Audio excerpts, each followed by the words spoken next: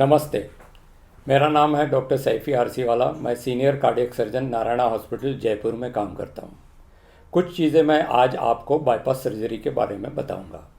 सबसे पहले कुछ स्टैटिस्टिक्स बताऊँगा कि बाईपास सर्जरी कब होती है। अगर हम 100 लोगों का एंजियोग्राफी करें तो उसमें से 30% लोगों की एंजियोग्राफी नॉर्मल आती है। बाकी के 30% होते हैं उनके हल्के से बीमारी होती है हार्ट की नाड़ियों में, जिसको मेडिकल ट्रीटमेंट से ही ठीक किया जा सकता है। और बचते हुए 30% जो है उनमें सिंगल एक नाड़ी में बीमारी होती है या 2 नाड़ी में बीमारी होती है, जहां एंजियोप्लास्टी से उनका काम चल सकता है। सिर्फ 10% लोगों में ही बाईपास सर्जरी की ज़रूरत पड़ती है। ये एक रफ स्टैटिस्टिक्स है। लोग डरते थे पहले कि एंजियोग्राफी करेंगे तो बाईपास सर्जरी बोल देंगे, और बाईपास सर्जरी से हर कोई डरता था। लेकिन ऐसे डरने की कोई बात नहीं है। अगर आपकी बीमारी जल्दी डायग्नोसिस हो जाती है तो बगैर सर्जरी से बहुत सारी चीज़ें हो सकती है। लेकिन आजकल के ज़माने में बाईपास सर्जरी से डरने की कोई ज़रूरत नहीं है। मैं आपको बताऊंगा आगे कि बाईपास सर्जरी के रिजल्ट्स कैसे हैं। उसके पहले हम चलते हैं कि बाईपास सर्जरी क्या होती है। बाईपास सर्जरी 2 तरीके से कर सकते हैं। एक तो बीटिंग हार्ट सर्जरी कहते हैं, जिसमें हार्ट लंग मशीन नहीं यूज़ होती है, और एक कहते हैं on pump coronary artery surgery, जिसमें बाईपास सर्जरी की मशीन यूज़ होती है। दोनों के अपने एडवांटेजेस है, अपने डिसएडवांटेजेस है, लेकिन ज़्यादातर 70 से 80% लोगों में बीटिंग हार्ट सर्जरी पॉसिबल है। बाकी के 10 से 20% मरीज़ में पंप की ज़रूरत पड़ती है, स्पेशली जिनका हार्ट कमज़ोर हो या जिन्हें मैसिव हार्ट अटैक आया हो। इसके अलावा बाईपास सर्जरी किन लोगों में करते हैं? जहाँ 3 नाड़ियाँ पूरी के पूरी 3 नाड़ियों में बीमारी हो और वो डिफ्यूज डिजीज़ हो, उन पेशेंट्स में बाईपास सर्जरी की जाती है। यानी इन शॉर्ट, जहाँ मेडिकल ट्रीटमेंट नहीं कर सकते और कार्डियोलॉजिस्ट अपने स्टेंट नहीं डाल सकते हैं, इन मरीजों में बाईपास सर्जरी की जाती है। कई लोग पूछते हैं कि स्टेंट अच्छा है या बाईपास सर्जरी अच्छी है। ऐसा कुछ भी नहीं है।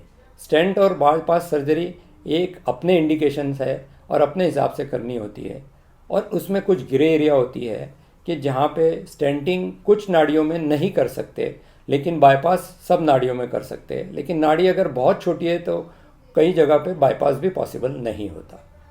तो इसलिए दोनों चीज़ें अलग अलग है, स्टेंटिंग और बाईपास। अब होता है कि बाईपास कितना सेफ है। बाईपास का आज के ज़माने में बाईपास सर्जरी के रिजल्ट्स बहुत अच्छे हैं। जिनका हार्ट नॉर्मल है उनका जो रेट है मॉर्टेलिटी का, यानी जो डेथ रेट है after bypass surgery, is much less than 1%। It is almost 0% के पास है, लेकिन ज़ीरो नहीं कह सकते क्योंकि 0% अभी तक हुआ नहीं है। जिन लोगों का हार्ट कमज़ोर है, जिन्हें हम हाई रिस्क बाईपास सर्जरी कहते हैं, उनका भी रिस्क 5% से ज़्यादा नहीं है।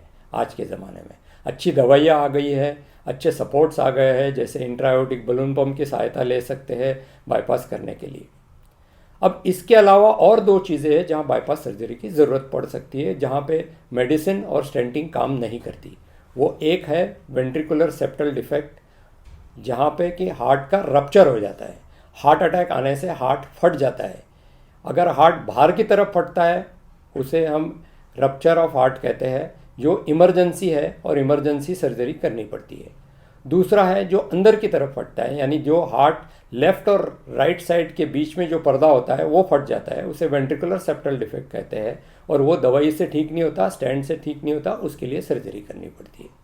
दूसरा जो है वो है माइट्रल रिगर्जिटेशन, यानी अगर वाल्व जो है, माइट्रल वाल्व जो है, अगर वो डैमेज हो गया हार्ट अटैक के समय, तो उस समय कोई दवाई काम नहीं करती, कोई स्टेंट काम नहीं करता। उस समय ऑपरेशन करके वाल्व बदलना पड़ता है बाईपास सर्जरी के साथ। अब हम चलते हैं हार्ट के वाल्व की बीमारियों पर। जो लेफ़्ट साइडेड वाल्व होते हैं वो इम्पॉर्टेंट होते हैं हमारे, जैसे कि माइट्रल वाल्व और एओर्टिक वाल्व। इसमें रूमेटिक हार्ट डिजीज़ से जो बीमारी होती है वो यंगर एज ग्रुप में होती है, यानी कि 20 से 30 साल के बीच के लोगों में होती है। उसे रूमेटिक हार्ट डिजीज़ कहते हैं, और वो ज़्यादातर माइट्रल वाल्व डिजीज़ को अफेक्ट करता है। वो माइट्रल वाल्व को अफेक्ट करता है, इसलिए माइट्रल वाल्व डिजीज़ होती है। इसमें 2 तरीके के होते हैं, या तो वाल्व सिकुड़ जाता है या लीकेज होने लगता है।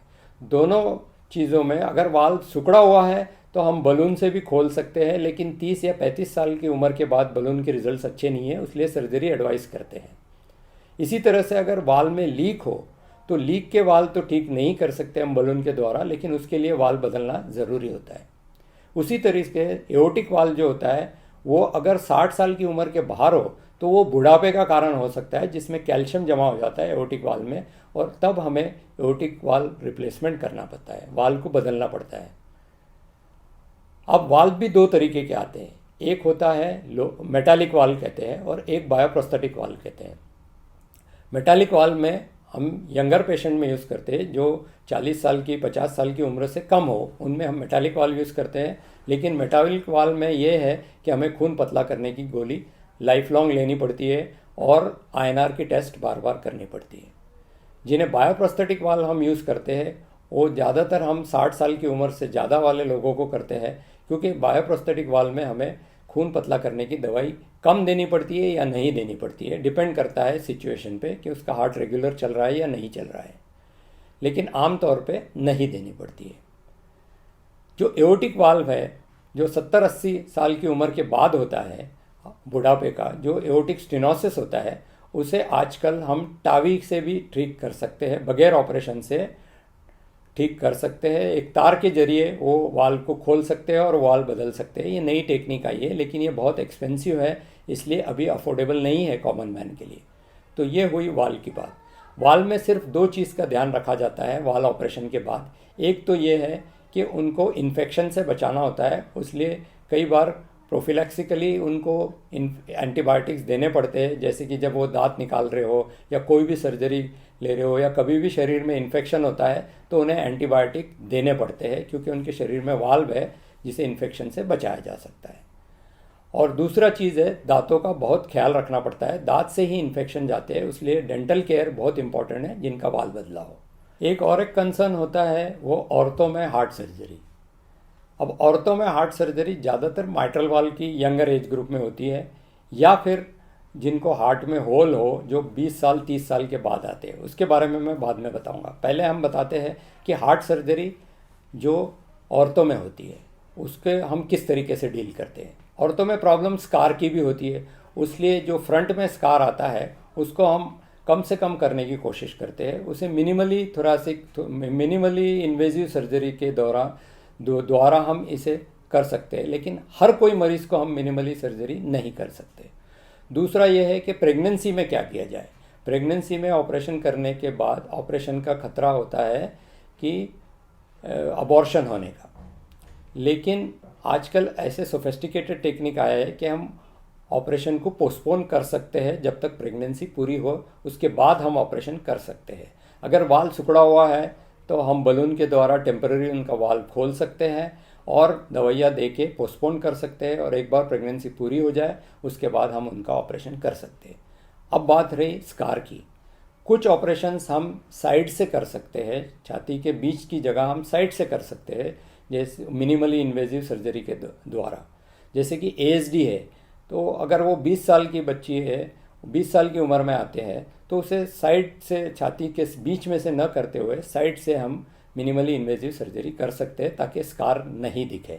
इसी तरीके से हम कुछ बाईपास सर्जरी भी साइड से कर सकते हैं, लेकिन वो सिंगल या डबल वेसल डिजीज़ में ही कर सकते हैं। मल्टीपल वेसल डिजीज़ हो या कॉम्प्लिकेटेड केस हो, उसे रेगुलर वे में ही सर्जरी करनी पड़ती है, इसलिए हम प्रेगनेंसी के दौरान तो वो सर्जरी हम अवॉइड ही करते हैं। हो सके उतना हम कैथेटर के द्वारा उसका ट्रीटमेंट करते हैं या मेडिकल द्वारा उसकी ट्रीटमेंट करते हैं।